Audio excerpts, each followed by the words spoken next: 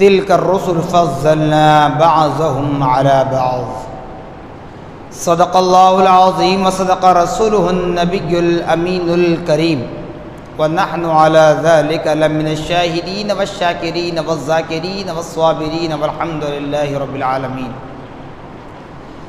قال الله تبارك وتعالى في شأن حبيبه المصطفى ورسوله المجتبى صلى الله تعالى عليه وسلم: إن الله وملائكته يصلون على النبي يا أيها الذين آمنوا صلوا عليه وسلموا تسليما. اللهم صل على سيدنا شفيعنا مولانا محمد كما تحب وترضى بأن تصلي عليه صلى الله تعالى عليه وسلم. نبی اور آل نبی پر پھر ایک مرتبہ آواز بلند درود پاک پڑھیں. اللہم صل علی سیدنا شفیعنا مولانا محمد معد الجود والکرم منبع العلم والحلم والحکم وآلہ واصحابہ وبارک وسلم صلاۃ وسلاما علیک یا رسول اللہ صلی اللہ تعالی علیک وعلی آلک واصحابک وازواجک وذریاتک واہل بیتک اجمعین. سبحان ربک رب العزة عما یصفون وسلام علی المرسلین والحمد للہ رب العالمین. الحمدللہ، تمام تعریفیں اس ذات اقدس کے لیے ہیں جو سارے عالموں کا پروردگار ہے، جس نے ساری کائنات کو پیدا فرمایا، ساری کائنات کو روزی دے رہا ہے اور میدان محشر کا مالک و مختار ہے. اللہ رب العالمین کا بڑا ہی شکر احسان عظیم ہے کہ اللہ رب ذوالجلال نے ہم اور آپ کو اپنی تمام پیدا کردہ مخلوقات میں انسان بنا کر پیدا فرمایا، اشرف المخلوقات کے درجے سرفراز فرمایا، نبی مکرم رسول محتشم صاحب لولاک باعث تخلیق کائنات فقر موجودات حضور تاجدار مدینہ حضرت محمد مصطفیٰ احمد مجتبیٰ صلی اللہ تعالی علیہ وسلم کی امت بابرکت میں پیدا ہونے کا اعزاز بخشا. کرم پر کرم بالا اے کرم یہ ہے کہ اللہ سبحانہ و تعالی نے اس فنا ہونے والی دنیا کی زندگی عطا فرمائی تاکہ ہم اس فنا ہونے والی دنیا میں رہ کر اپنے معبود حقیقی اور رسول مقبول صلی اللہ تعالی علیہ وسلم کو راضی کرنے کی کوشش کریں. تو معزز سامعین محترم، جیسا کہ اللہ رب العالمین قرآن پاک میں ارشاد فرما رہا ہے: تلک الرسل فضلنا بعضهم علی بعض، یعنی اللہ پاک نے اس کائنات میں اپنے بندوں کی ہدایت کے لیے، رہنمائی کے لیے، گائیڈنس کے لیے اپنے نائبین کو بھیجا. سب سے پہلے انبیاء و رسول ہیں، تو اللہ رب العالمین فرما رہا ہے جتنے انبیاء و رسول آئے ہیں نبوت و رسالت لے کر، وہ جو پیغام پہنچا رہے ہیں سب کا سب حق ہے، حق بجانب ہے، یعنی خدا کا ہی کلام ہے، خدا کا ہی پیغام ہے، بس وہ خدا کے بندوں تک پہنچانے کے لیے آئے ہیں. اسی لیے اہل سنت والجماعت کو یہ تعلیم دی جاتی ہے، یہ تاکید کی جاتی ہے کہ اللہ پاک نے جتنے انبیاء و رسول کو اس روئے زمین پر جلوہ گر فرمایا، پیدا کیا، مبعوث فرمایا، بھیجا، تو ان تمام انبیاء و رسول کی تعظیم کرنا یہ ہم پر ضروری ہے. نبی و رسول کی تعظیم کرنی ہے، نبی و رسول کی قوموں کو دیکھنے کی ضرورت نہیں ہے. کیوں؟ کہ کوئی قوم آگ کی پرستش کرنے لگی، کوئی قوم جھاڑ کو پوجنے لگی، کوئی قوم چاند و سورج کی عبادت کرنے لگی، کوئی قوم ریت کے ذرات، پانی، سمندر، دنیا بھر کی چیزیں ہیں، تو اس سے ہمیں کوئی سروکار نہیں ہے۔ اللہ کے بھیجے ہوئے نبی ہیں، اللہ کے بھیجے ہوئے رسول ہیں، ان کی تعظیم کرنا ہے۔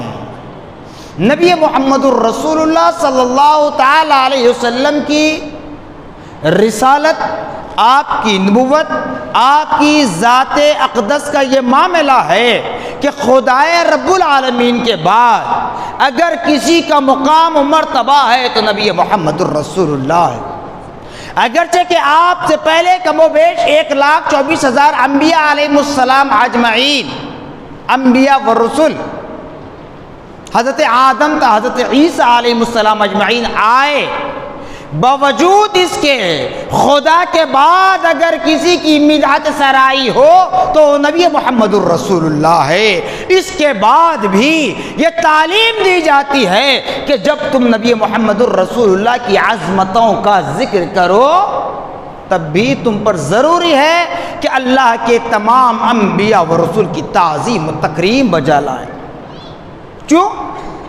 اس لیے کہ ان تمام انبیاء و رسول کو خدا نے بھیجا، وہ تمام انبیاء و رسول نبی محمد الرسول اللہ صلی اللہ علیہ وسلم کے نور سے بنائے گئے ہیں، اور سب کے سب نبی محمد الرسول اللہ صلی اللہ تعالی علیہ وسلم کو اپنا امام سردار مانتے تھے، اور سب کا یہی نعرہ تھا کہ نبی محمد الرسول اللہ صلی اللہ تعالی علیہ وسلم اول بھی ہیں، آخر بھی ہیں، ظاہر بھی ہیں، باطن بھی ہیں، ابتدا بھی ہیں، انتہا بھی ہیں۔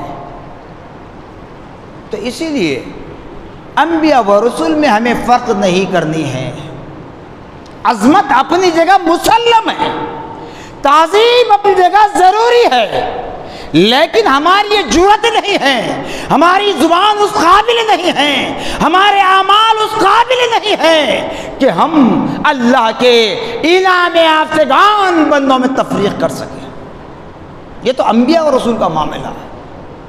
اس لیے کہا گیا کہ ان کی قوم کس راستے پر چل رہی ہے اس کو آپ مت دیکھیں، وہ نبی کون ہے، وہ رسول کون ہے، کہاں سے آئے ہیں، کس نے بھیجا ہے، اس کو مد نظر رکھنا ہے، اس کو پیش نظر رکھنا ہے۔ تو تمام انبیاء و رسول میں تفریق کرنا، ایک کو دوسرے پر فضیلت دینا، دوسرے کو تیسرے پر فضیلت دینا، تیسرے کو چوتھے پر فضیلت دینا، یہ اللہ رب العالمین کے اختیار میں ہے، یہ ہم نہیں کر سکتے۔ کیوں؟ بسا اوقات ایسے ہوتا ہے، اب آج ماڈرن زمانہ ہے، اب کہنے والے لوگ کہتے ہیں کہ نبی کی محبت میں اب جو چاہے کریں، نہیں ہوتا ایسے۔ نبی کی محبت میں میلاد کا موقع آتا ہے تو کہتے ہیں نا بس لوگ کہنے والے، نبی کی محبت میں، نبی کے عشق میں جو چاہے کریں، تو حرام کاری بھی کر لے، کیا مطلب؟ جو چاہے کریں، ایسا کام جسے اسلام پر حرف آئے، ایسا عمل جس سے نبی کی شان میں توہین ہو، ایسی حرکتیں جو خدا کے فرمان کے خلاف ہو، تو ہر عمل جائز نہیں ہوتا۔ نبی کی محبت مسلم ہے، نبی کی محبت ایمان کا حصہ ہے، لیکن تمام انبیاء و رسول کی تعظیم بھی لازم ہے امت محمدیہ کو۔ کیوں؟ امت محمدیہ کو بتلایا گیا کنتم خیر امت اخرجت للناس، قرآن کہہ رہا ہوں، کوئی عربی سنٹنس، کوئی عربی جملہ نہیں، قرآن اٹھا کر دیکھیے، کنتم خیر امت اخرجت للناس، لوگو تم ساری کائنات میں، سارے انعام یافتگان، معاف کرنا، ساری کائنات میں، ساری انسانیت میں امت محمدیہ ایک ایسی قوم ہے جو ساری کائنات کے لیے ایک اچھا نمونہ بن کر بنائے گئے ہیں، تمہیں چن لیا گیا ہے۔ تو قرآن جب تمہاری تعظیم کرے، اہل ایمان کی عظمت بتلائے، تو کیا ہم کسی اور میں تفریق کریں گے؟ بتائیے۔ دیکھیے صاحبان محترم، بارہا آپ سے کہتا ہوں میں، فتنوں کا دور ہے، فتنوں کا دور ہے، چاہے دین کا معاملہ ہو، اسلام کا معاملہ ہو، فنا ہونے والی دنیا کا معاملہ ہو، کہیں پر حجاب کو لے کر، کہیں پر آذان کو لے کر، کہیں پر محراب و ممبر مینار کو لے کر، کہیں پر مدارس خانقاہوں بارگاہوں کو لے کر، یہ سب فتنے ہیں، یہ کچھ نہیں ہے۔ اور یاد رکھ لیں ہوگا بھی کچھ نہیں، جانیں چلی جائیں گی، تم ہم جلے جائیں گے، لیکن خدا کا کلام باقی تھا، باقی ہے، باقی رہے گا۔ خدا کی ذات باقی ہے، باقی تھی، باقی رہے گی۔ اب خدا کی ذات سے جو جتنی چیزیں منسلک ہیں وہ سب باقی رہیں گے، تم ہم فنا ہو جائیں گے۔ میں نے بارہا کہا، اسلام کو، دین اسلام کو اگر نقصان ہوتا ہے، بدنامی ہوتی ہے، اسلامی احکامات میں چینجز کی بات ہوتی ہے، تو یہ کسی غیر کی اتنی مجال نہیں ہے کہ وہ کچھ کہہ سکے جب تک مسلمان اس میں شامل نہ ہو، جب تک مسلمان شامل نہ ہو۔ کیونکہ غیر کو کیا معلوم، کیا جانتا ہے وہ؟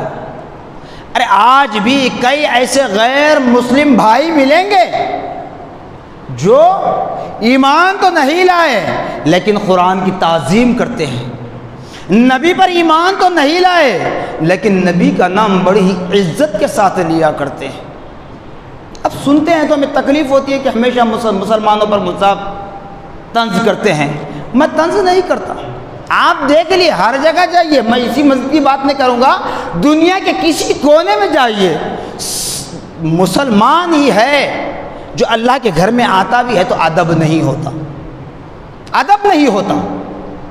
مسجد میں آئے دنیا کی باتیں، کیوں؟ ارے باتیں کرنے کے لیے ساری زندگی پڑی ہے، باتیں کرنے کے لیے آپ کا گھر، آپ کا دیوان خانہ ہے، آپ کی دکانیں ہیں، بازار ہے، سڑکیں ہیں۔ اللہ کے گھر میں بیٹھ کر کون سی ایسی ضروری بات ہے؟ دم نکل رہا ہے ہمیں، کیا تھوڑی دیر مسجد سے باہر نکل کر ہم بات نہیں کر سکتے؟ ہوتا ہے نا۔ میں یہاں کی نہیں، ہر جگہ بات، دنیا کے ہر کونے میں جائیے آپ، مساجد کا ہم ادب نہیں کرتے تو بتائیے کون ادب کرے گا؟ کون ادب کرے گا؟ تو پھر مسلمان کی غلطی نہیں تو کس کی غلطی ہے؟ جمعہ کے لیے کہا جا گیا قرآن پاک میں، جیسے ہی پہلی اذان ہو تو اپنے تمام تر کاروبار بند کر دو، بند کر دو۔ بلکہ مفسرین نے اس کی وضاحت کرتے ہوئے لکھا کہ جمعہ کی پہلی اذان کے بعد کاروبار وغیرہ کرنا، دنیاوی دیگر کام کرنا ناجائز ہے۔ مگر کہاں ہے؟ سنتے ہیں، عمل نہیں ہوتا۔ مسجد میں آتے ہیں فون بجتا ہے، کہتے ہیں تو کہنے والے پر طنز ہوتا ہے۔ جب دنیاوی قائد کے پاس جاتے ہیں، سیاسی قائدین کے پاس جاتے ہیں، فون کہاں رہتا ہے؟ کلومیٹر دور پہلے آپ کا فون سوئچ آف ہوتا ہے، فون ان کی کسٹڈی میں آپ کو چھوڑنا پڑتا ہے، آپ فون اندر نہیں لے جا سکتے۔ ارے وہ قائد تمہارا جس کو تم نے اپنا ووٹ دے کر منتخب کیا، تو اس سے اتنا خوف ہے، اور خدا کا کوئی خوف نہیں کہ خدا کے گھر میں آئے، مسجد میں بیٹھ کر دنیا کی باتیں بھی کریں گے، مسجد میں بیٹھ کر فون بھی استعمال کریں گے، مسجد میں بیٹھیں گے تو فون بھی چالو رہے گا۔ ایسی کون سی ضرورت ہے؟ ایسی کون سی ضرورت ہے؟ تو کہیں گے مولانا کو کہنے کی عادت ہے، بولتے رہتے ہم اپنا کام کریں گے۔ کیجئے، یہ بھی کہتے ہیں دیکھا جائے گا مرنے کے بعد۔ دیکھیے مرنے کے بعد جب خبروں میں کیا حال ہوگا۔ ارے قبر کی زندگی سے پہلے جب ملک الموت روح قبض کرنے کے لیے آئے گی، اس وقت سکرات کا جو عالم ہوگا، اس وقت کیا ہوگا دیکھیے، اس وقت پتا چلے گا۔ کہتے ہیں دیکھا جائے گا، دیکھیے اس وقت سکرات کے وقت میں، دیکھیے اس وقت جس وقت تمہیں کفن پوش کیا جائے گا، دیکھیے اس وقت قبر میں جب تمہیں اتارا جائے گا۔ ارے جب مسجد کا ہمارے پاس ادب نہیں، خدا اور اس کے رسول کا کوئی خوف نہیں، میدان محشر کا کوئی خوف نہیں، تو پھر ہم اپنے آپ کو مسلمان کیسے کہلوائیں گے؟ جب ہم ادب نہیں کریں گے تو پھر غیر ادب کرے گا، غیر ادب کرے گا۔ دیکھیے میں ہمیشہ حق بات کہنے کی کوشش کرتا ہوں، اللہ اس کا رسول راضی ہے، بس میرے لیے وہی کافی ہے۔ دنیا کی خوشی مجھے نہیں چاہیے، سننے والوں کی رضامندی مجھے نہیں چاہیے، میں چاہتا ہوں کہ میں زبان سے وہ الفاظ ادا کروں جس سے میرا خدا اور میرا رسول راضی ہو جائے۔ میں حق کہتا ہوں، میں کوئی پارسا نہیں ہوں، میں بھی گناہ گار ہوں، سر کے بعد سے پر کے ناخن تو گناہوں کا مجسم ہوں، گناہوں کا پتلا ہوں، لیکن جب رسول اللہ کی جگہ پہ کھڑا رہوں، رسول اللہ کے منبر پر کھڑا رہوں تو میرے اعمال اپنی جگہ ہیں، لیکن میں اپنی گناہ گار زبان سے حق گوئی کرتا ہوں، کرتا رہوں گا، چاہے جان رہی یا چلی جائے، چاہے کسی کی خوشی ملے یا نہ ملے، خدا اس کے رسول کی رضا مل جائے تو یہی میری زندگی کی کامیابی کا رزلٹ ہے۔ جی اتنی ساری چیزیں رکھ کے آج صحابہ کے درمیان اختلاف کرنے کو چلے؟ ارے جب کہ ان جلیل القدر صحابہ نے، آپ اگر مرحلے وار بھی جائیں گے، اولیاء کے سردار، پیران پیر، روشن ضمیر، ہیکل نورانی، قندیل سمدانی، حضرت شیخ عبدالقادر جیلانی رحمۃ اللہ علیہ نے فرمایا کہ کوئی ولی میرے اس مقام تک نہیں پہنچ سکتا۔ غوث اعظم نے کہا چونکہ آپ امام الاولیاء ہیں، سردار الاولیاء ہیں، اور یہ بھی کہہ دیا کہ غوث اے عبدالقادر، چاہے دنیا والے تیری جتنی بھی عظمت بیان کر لیں، یاد رکھنا اے عبدالقادر تو کسی تبع تابعی کے مقام تک نہیں پہنچ سکتا۔ جہاں غوث اعظم تمام اولیاء سے کہا کہ میرے یہاں تک، میرے مقام تک نہیں پہنچ سکتے، تب اپنے نفس مخاطب ہو کر کہا، جب حضرت عبدالقادر جیلانی رحمۃ اللہ علیہ کو شیطان نے ندا دی تھی، آواز دی تھی، کیا کہا تھا؟ اے عبدالقادر۔ اب آپ سوچ رہے ہوں گے معراج شریف کا موقع ہے، مولوی صاحب کیا بول رہے ہیں، تو اسی جانب لے جا رہا ہوں۔ چلیے، عبدالقادر کو آواز آئی، ندا آئی پیران پیر سرکار کو، کہا کہ عبدالقادر ہم نے تمہارے اعمال کو قبول کر لیا ہے، ہم تمہارے اعمال سے راضی ہیں، لہذا تم پر نماز معاف ہے، تم پر نماز معاف ہے۔ تب حضرت عبدالقادر جیلانی رحمۃ اللہ علیہ نے اس آواز کو سنا تو فوراً لاہور پڑھ دیا، شیطان کو لات مارا، کہا جب تک کفن نہ پہنا جائے تب تک اس پر نماز معاف نہیں ہے، چاہے وہ کسی درجے کا ہو، چاہے اس کا ناتا رشتہ کسی قبیلے سے ہو، نماز معاف نہیں۔ تو شیطان نے کہا، اس وقت پھر بہکانا چاہا، کہا کہ عبدالقادر یقیناً تم کو تمہارے علم نے بچا لیا، کیونکہ آج ہم دو چار کچھ کتابیں پڑھ لیں، دو چار علماء کی تقریریں سن لیں یوٹیوب پر، فیس بک پر، ایسے اچھلتے ہیں جیسے گھڑے میں پانی کم ہوتا ہے تو اچھلتا ہے، آپ لے کر چلیں گاڑی پر کسی پر، ایسا اچھلنے لگتے ہیں، دوڑنے لگتے ہیں۔ ارے دوڑ کہاں تک ہے تمہاری؟ آئیے، حضرت شیخ عبدالقادر جیلانی رحمۃ اللہ علیہ نے کیا فرمایا؟ ارے ملعون، نماز رب نے کسی پر معاف نہیں کیا، اور تو کہتا ہے کہ عبدالقادر تمہیں تمہارے علم نے بچا لیا، میرا علم کچھ نہیں ہے، مجھ پر خدا کی عطا ہے، خدا کے فضل نے مجھے بچا لیا تیرے پندے میں آنے سے۔ حضرت عبدالقادر نے فرمایا کہ کوئی تبع تابعی تک نہیں پہنچ سکتا، کوئی تبع تابعی تک نہیں پہنچ سکتا، کوئی تابعی صحابی تک نہیں پہنچ سکتا، اور کوئی صحابی نبی تک نہیں پہنچ سکتا، کوئی نبی محمد الرسول اللہ تک نہیں پہنچتا، اور نبی محمد الرسول اللہ کبھی خدا نہیں ہو سکتے۔ یہ اہل سنت والجماعت کا ایمان و ایقان ہے، یہ ہمارا عقیدہ ہے۔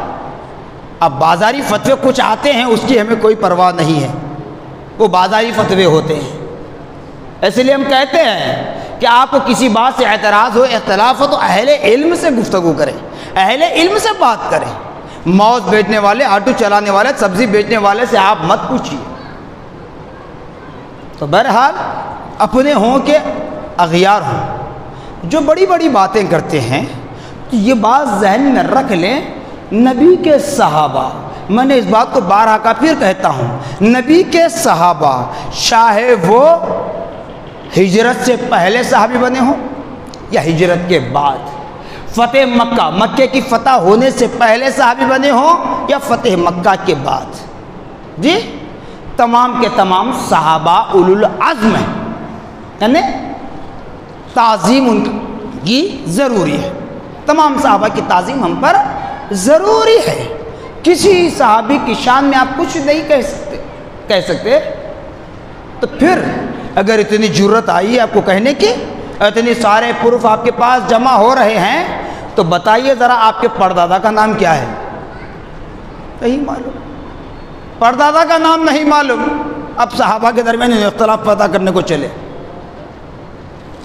جبکہ کسی صحابی نے نہیں کیا۔ بلکہ یہ بتلا دوں کہ خلفاء راشدین کی جو ترتیب بنائی گئی، سے پہلے آپ کو بتلا دیا گیا، تو اسی اعتبار سے چلیے، جب نبی مکرم صلی اللہ تعالی علیہ وسلم اس دار فانی کو خیر آباد کہتے ہوئے داعی اجل کو لبیک کہہ گئے، تو اس وقت مومنین کے امیر حضرت ابوبکر صدیق رضی اللہ تعالیٰ منتخب ہوئے۔ حضرت علی نے بیعت لی یا نہیں؟ پھر حضرت ابوبکر کے بعد حضرت عمر نے مسند خلافت پر جلوہ گر ہوئے، عثمان نے بھی بیعت لی، علی نے بھی بیعت لی، عثمان غنی خلافت پر پائے۔ تو معلوم آپ کو، سب سے پہلے مسجد میں جب اعلان ہوا تو اس وقت میں حضرت علی کرم اللہ وجہ الکریم رضی اللہ تعالی عنہ نے آگے بڑھ کر بیعت لی، اختلاف نہیں کیا۔ کیوں؟ یہ نبی مکرم صلی اللہ علیہ وسلم نے ترتیب بنائی تھی۔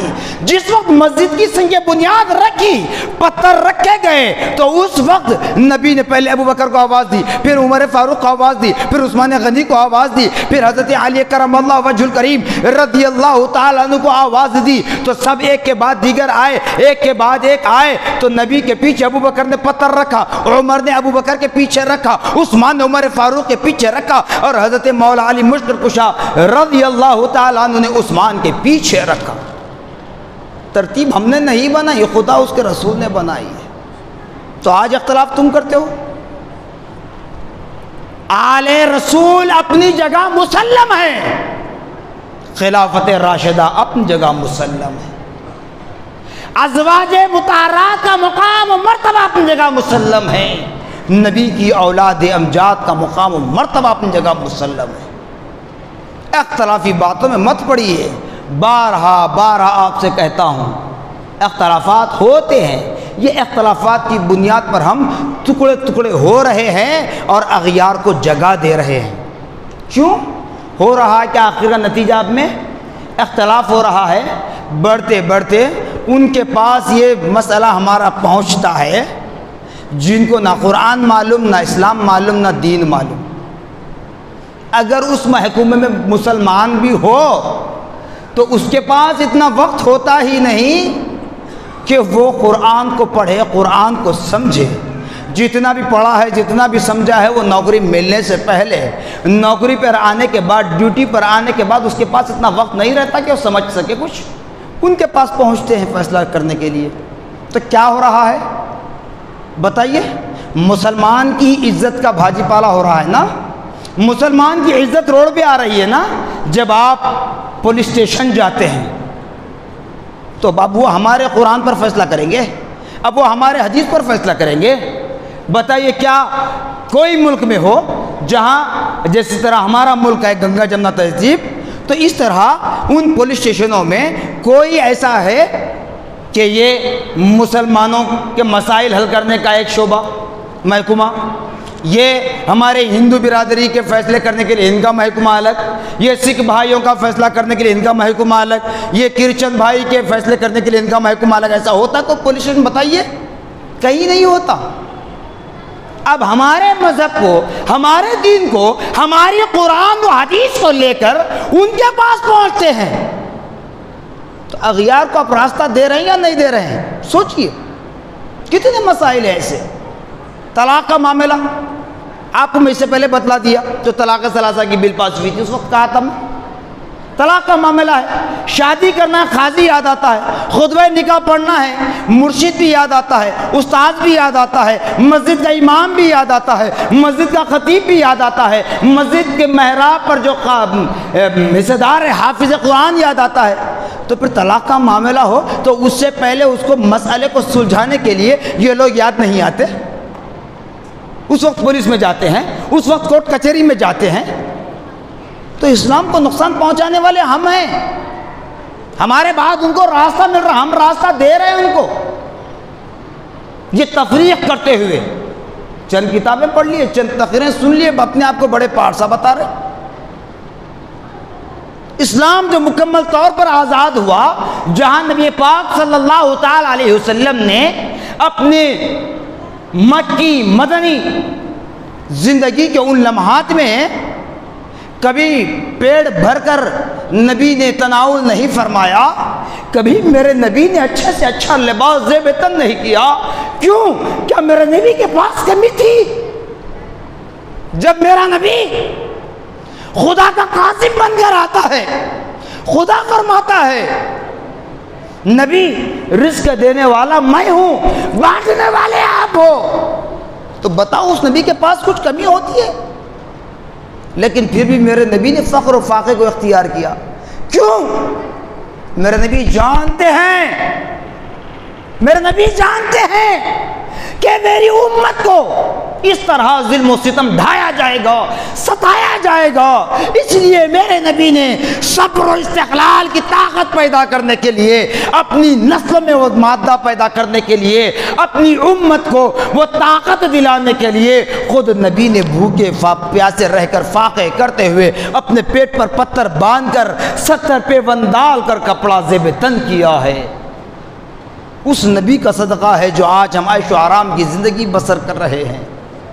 لیکن آج اسی شریعت محمدی کے خلاف چلنے کی کوششیں کرتے ہو، تو یاد رکھو یہ محبت نہیں ہے، عداوت ہے۔ محبت اس وقت ہوگی جب خدا کے تمام انعام یافتگان بندوں کی تعظیم تمہارے دل میں ہو۔ اگرچہ کہ کسی اعتبار سے صحابہ کے درمیان کوئی معاملات ہوئے ہیں تو وہ بھی مصلحت خدا بندی ہے، مصلحت خدا کی۔ اگر اسی پر اڑے رہو تو پھر وہ بات یاد دلا دیتا ہوں۔ حضرت سیدنا آدم علیہ نبینا علیہ السلام جس وقت اس روئے زمین پر جلوہ گر ہوئے، اس وقت کون تھے بتائیے؟ کون تھے؟ تاریخ اٹھا کر دیکھیے، آج بڑے بڑے دلائل دیتے ہیں نا، کون تھے؟ کوئی نہیں تھا۔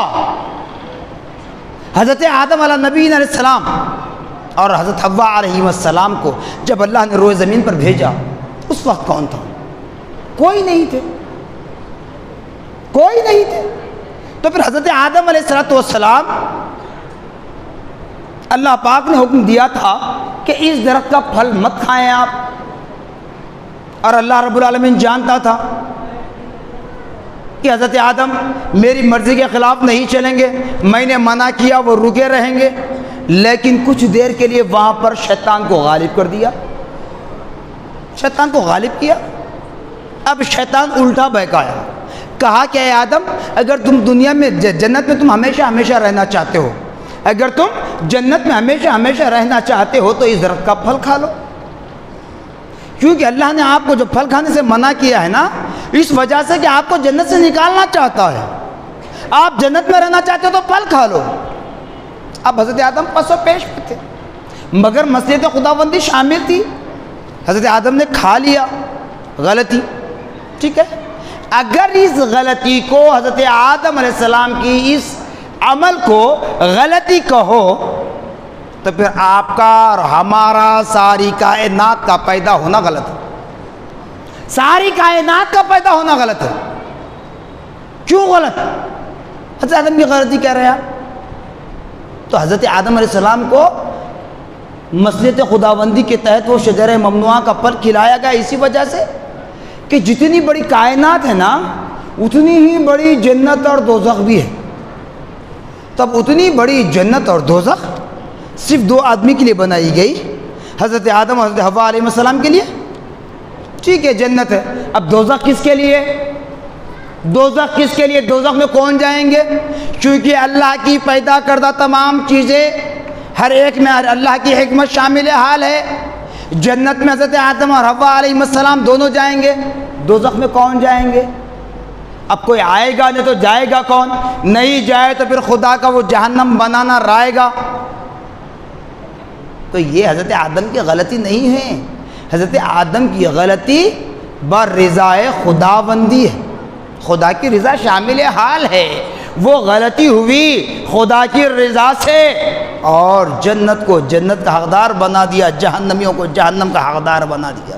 یہ کائنات وجود میں آئی، اتنے کلچر جنم لے رہے ہیں اور اتنے فتنے برپا ہو رہے ہیں۔ تو بہرحال سامعین محترم، آپ تمام سے پھر ایک مرتبہ اپیل کرتا ہوں کہ ہماری زندگیوں کا ابھی تک بھی بھروسہ نہیں ہے، ابھی بھی بھروسہ نہیں ہے کب کون چلا جائے گا، کب باپ کے سامنے بیٹا چلا جائے گا، ماں کے سامنے بیٹی چلی جائے گی، بڑے بھائی کے ہاتھ میں چھوٹا بھائی اپنی جان اپنی آخری سانس لے لے گا۔ ایسے واقعات رونما ہوتے ہیں، ہم ایسے واقعات کو دیکھتے ہیں، اس کے باوجود بھی ہم اگر نہیں سدھریں گے تو ہماری زندگی کے ہم مالک ہیں، ہم ہی کو سزا بھگتنا ہوگا۔ لیکن کم سے کم اتنا تو یہ کر لیں کہ اپنے ایمان کو غارت ہونے نہ دیں، اپنے ایمان کو اپنے سینوں سے نکلنے نہ دیں، اپنے ایمان اپنے عقیدے کی حفاظت کر لیں۔ ساری زندگی معاملات آپ کے اختیار میں ہیں، لیکن کم سے کم اپنے ایمان اور اپنے عقیدے کا تحفظ کر لیں۔ اللہ کی انعام یافتگان بندوں کی شان میں چیمی گویاں کرنا چھوڑ دیں، اور انبیاء و رسول کی تعظیم ہم پر ضروری ہے، چاہے کسی نبی کی قوم کسی راستے پر کیوں نہ چلے، اس سے ہمیں کوئی پرواہ نہیں ہے، اس سے ہمیں کوئی سروکا نہیں ہے۔ اور نبی محمد الرسول اللہ صلی اللہ علیہ وسلم کی محبت میں، چاہے آپ کی معراج کا معاملہ ہو، چاہے آپ کی میلاد کا معاملہ ہو، چاہے آپ کے نبوت کا معاملہ ہو، چاہے کچھ بھی ہو، لیکن ہر خوشی آپ کریں دائرے اسلام میں رہ کر، جس سے خدا اور اس کا رسول راضی ہو، جس سے خدا اور اس کا رسول راضی ہو۔ کیونکہ اختیار ہمیں نہیں کسی میں فرق کرنے کا، اختیار صرف خدا کو ہے۔ اس لیے اللہ نے فرمایا، ساتھ ساتھ یہ بتلا دوں، وَتُعِزُّ مَن تَشَاءُ وَتُذِلُّ مَن تَشَاءُ۔ اسی لیے ہم کہتے ہیں کہ لوگوں، چاہے اولیاء پر، شہداء پر، صحابہ پر، تابعین طب تابعین پر، انبیاء اور رسول پر، نبی محمد الرسول اللہ پر، چاہے جو کہنا ہے کہہ لے، اللہ کا فرمان عام انسانوں کے لیے ہے، وَتُعِزُّ مَن تَشَاءُ وَتُذِلُّ مَن تَشَاءُ بِيَدِكَ الْخَيْرُ۔ جس کو چاہے عزت دینا، جس کو چاہے ذلت دینا، یہ اللہ ہی کے قبضہ قدرت میں ہے، کسی کے اختیار میں نہیں ہے۔ اتنی باتیں کہتے ہیں، اپنی بات کو ختم کرتا ہوں کہ جہاں عزت اور ذلت کی بات ہے، اگر کوئی ماں باپ سب اپنی جگہ ہیں، کسی کو عزت دینے کے لیے اپنے کاندھوں پر، اپنے سر پر نہیں، بلکہ اپنی آنکھ کے ان پلکوں پر بھی بٹھا کر لے چلے، تو وہ عزت قیامت کے دن کوئی معنی نہیں رکھتی۔ وہ عزت کل قیامت کے دن کوئی معنی نہیں رکھتی، کیونکہ تم فانی ہیں، فنا ہونے والے ہیں۔ اسی طرح تمہارے اعمال فنا ہو جائیں گے، تمہاری عزت بھی فنا ہو جائے گی۔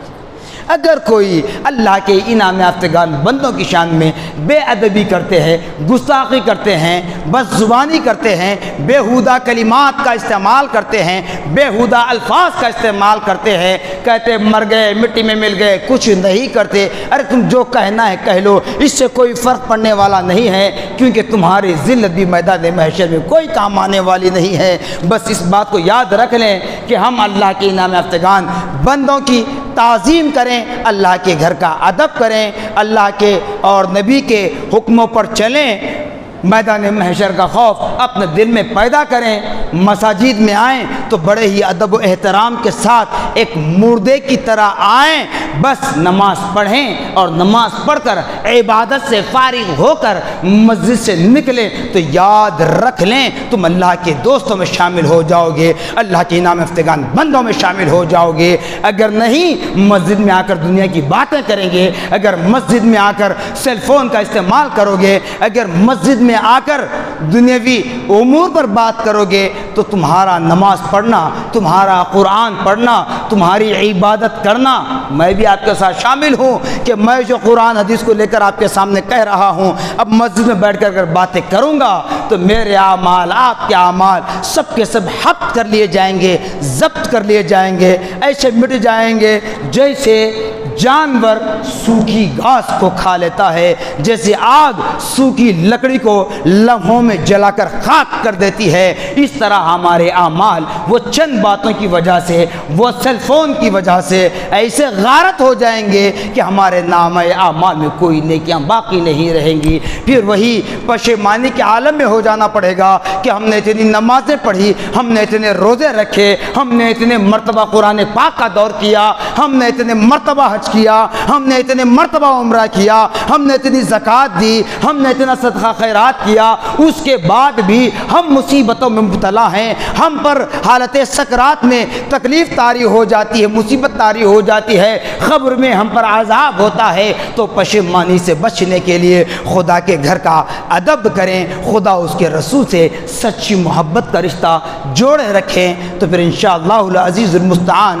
و انشاءاللہ رسول اللہ رب العالمین اپنے انعام یافتگان بندوں کی فہرست میں ہمیں شامل فرمائے گا، اور آنے والی متبرک راتیں مقدس ایام سے ہمیں ملائے گا، تاکہ ہم ان راتوں کو پا کر، ان مقدس دنوں کو پا کر اللہ کی عبادت و ریاضت کرتے ہوئے، ذکر و اذکار کرتے ہوئے اپنی زندگی کے لمحے کو، ان متبرک راتوں کو، ان مقدس ایام کو رخصت کر سکیں۔ جزاکم اللہ خیراً جزا، وآخر دعوانا الحمد